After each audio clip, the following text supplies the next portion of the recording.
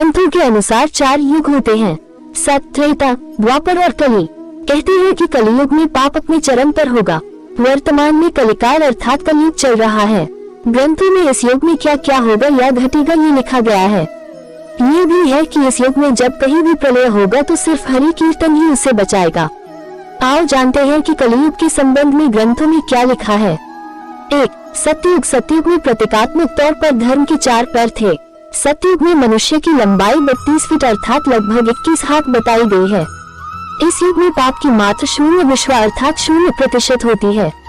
पुण्य की मात्रा 20 विश्वा अर्थात 100% होती है। राजा हरिश्चंद्र हुए थे। हरिश्चंद्र ने सत्य के लिए खुद के परिवार और अंत में खुद का बलिदान भी दे दिया था।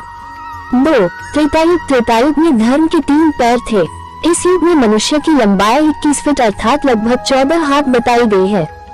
इस युग में पाप की मात्रा 5 विश्वा अर्थात 25% होती है और पुण्य की मात्रा 15 विश्वा अर्थात 75% होती है। इस युग में विष्णु का वामन और राम अवतार हुआ था। असुर राज बाली ने 3 पग में धरती दान कर दी, जबकि राक्षस राज रावण से सीता का अपहरण करने के बाद उन्हें छुआ तक नहीं।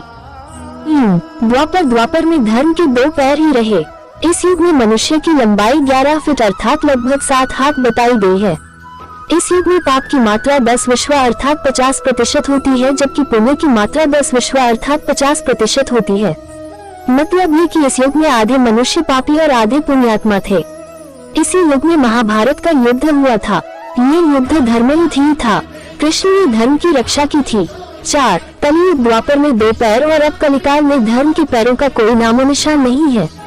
धर्म अब पंडु बन गया है। इस युग में मनुष्य की औसत लंबाई 5 फीट 5 इंच अर्थात लगभग 3.5 हाथ बताई गई है। इस युग में धर्म का सिर्फ 1/4 अंश ही रह जाता है। इस युग में पाप की मात्रा 15 विश्वा अर्थात 75% होती है, जबकि पुण्य की मात्रा 5 विश्वा अर्थात 25% होती है। कलियुग का वर्णन कृष्ण की नजर में। 1. कलियुग का वर्णन करते हुए श्री कृष्ण कहते हैं कि कलियुग में ऐसे लोगों का राज्य होगा जो दोनों ओर से शोषण करेंगे। मांगेंगे कुछ और करेंगे कुछ, मन में कुछ और कर्म में कुछ। ऐसे ही लोगों का राज्य होगा। इसी प्रकार कलियुग में ऐसे लोग रहेंगे जो बड़े ज्ञानी और ध्यानी कहलाएंगे। वे ज्ञान की चर्चा तो करेंगे, लेकिन उनके आचरण राक्षसी होंगे। बड़े पंडित और विद्वान कहलाएंगे, किंतु वे यही देखते रहेंगे कि कौन सा मनुष्य मरे और हमारे नाम से संपत्ति या पद कर जाए। 2. कलियुग का मनुष्य शिशुपाल हो जाएगा। कलियुग में बालकों के लिए ममता के कारण इतना करेगा कि उन्हें अपने विकास का अवसर ही नहीं मिलेगा। मोह माया में ही घर बर्बाद हो जाएगा। किसी का बेटा घर छोड़कर साधु बनेगा तो हजारों व्यक्ति दर्शन करेंगे, किंतु यदि अपना बेटा साधु बनता होगा तो रोएंगे कि मेरे बेटे का क्या होगा। इतनी सारी ममता होगी कि उसे मोह माया और परिवार में ही बांध कर रखेगी और उसका जीवन वहीं खत्म हो जाएगा। अंत में बेचारा अनाथ होकर मरेगा। 3. कलियुग में धनाढ्य लोग लड़के लड़की के विवाह में, मकान के उत्सव में, छोटे बड़े उत्सवों में तो लाखों रुपए खर्च कर देंगे, परंतु पड़ोस में ही यदि कोई भूखा प्यासा होगा तो यह नहीं देखेंगे कि उसका पेट भरा है या नहीं। उनका अपना ही सगा भूख से मर जाएगा और वे देखते रहेंगे। दूसरी ओर मौज, मदिरा, मांस भक्षण, सुंदरता और व्यसन में पैसे उड़ा देंगे, किंतु किसी के 2 आंसू पोंछने में उनकी रुचि न होगी। 4. कलियुग में मानव का मन नीचे गिरेगा, उसका जीवन पतित होगा। ये पतित जीवन धन की शिलाओं से नहीं रुकेगा, नहीं सत्ता के वृक्षों से रुकेगा, किंतु हरि नाम के एक छोटे से पौधे से, हरि कीर्तन के एक छोटे से पौधे से मनुष्य जीवन का पतन होना रुक जाएगा। कलियुग का वर्णन पुराणों में। 1. पुराणों में लिखा है कि जो व्यक्ति संगठन या समाजवेद विरुद्ध आचरण कर भारत की धार्मिक और सांस्कृतिक एकता को खंडित करेगा, उसका आने वाले समय में समूल नाश हो जाएगा। पुराणकार मानते हैं कि जैसे जैसे कलयुग आगे बढ़ेगा, वैसे वैसे भारत की गद्दी पर वेद विरोधी लोगों का शासन होने लगेगा। ये ऐसे लोग होंगे जो जनता से झूठ बोलेंगे और अपने कुतर्कों द्वारा एक दूसरे की आलोचना करेंगे और जिनका कोई धर्म नहीं होगा। ये सभी विधर्मी होंगे। ये सभी मिलकर भारत को तोड़ेंगे और अंततः भारत को एक अराजक भूमि बनाकर छोड़ देंगे। और उद्धरण जो जो घोर कलयुग आता जाएगा त्यो सौराष्ट्र, अवंती, अधीर, शूर, आर्बुद और मालव देश के ब्राह्मणगण संस्कार शून्य हो जाएंगे तथा राजा लोग भी शूद्र तुल्य हो जाएंगे।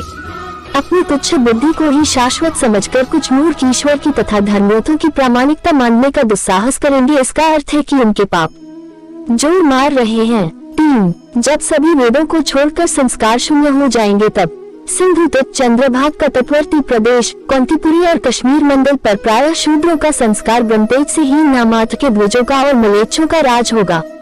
सबके सब राजा, राजनेता, आचार विचार में मलेच्छ प्राय होंगे। वे सब एक ही समय में भिन्न भिन्न प्रांतों में राज करेंगे। ये सबके सब परले सिरे के झूठे, अधार्मिक और स्वर्ग दान करने वाले होंगे। छोटी बातों को लेकर ही ये क्रोध के मारे आग बबूला हो जाएंगे। ये दुष्ट लोग स्त्री, बच्चों, गौओं और ब्राह्मणों को मारने में भी नहीं हिचकेंगे। दूसरे की स्त्री और धन हथिया लेने में ये सदा उत्सुक रहेंगे। न तो इन्हें बढ़ती देर लगेगी और न घटते। इनकी शक्ति और आयु थोड़ी होगी। राजा के वेश में ये मलेच्छ ही होंगे। 4. वे लूट खसोट कर अपनी प्रजा का खून चूसेंगे। जब ऐसा शासन होगा तो देश की प्रजा में भी वैसा ही स्वभाव, आचरण, भाषण की वृद्धि हो जाएगी। राजा लोग तो उनका शोषण करेंगे ही, आपस में भी एक दूसरे को उत्पीड़ित करेंगे और अंततः सबके सब नष्ट हो जाएंगे। भागवत पुराण 5। भविष्योत्तर पुराण अनुसार ब्रह्मा जी ने कहा, हे नारद, भयंकर कलयुग के आने पर मनुष्य का आचरण दुष्ट हो जाएगा और योगी भी दुष्ट चित्त वाले होंगे। संसार में परस्पर विरोध फैल जाएगा। द्विज, ब्राह्मण, क्षत्रिय, वैश्य दुष्ट कर्म करने वाले होंगे और विशेषकर राजाओं में चरित्रहीनता आ जाएगी। देश देश और गांव गांव में कष्ट बढ़ जाएंगे। संत जन दुखी होंगे। अपने धर्म को छोड़कर लोग दूसरे धर्म का आश्रय लेंगे। देवताओं का देवत्व भी नष्ट हो जाएगा और उनका आशीर्वाद भी नहीं रहेगा। मनुष्यों की बुद्धि धर्म से विपरीत हो जाएगी और पृथ्वी पर मलेच्छों के राज्य का विस्तार हो जाएगा।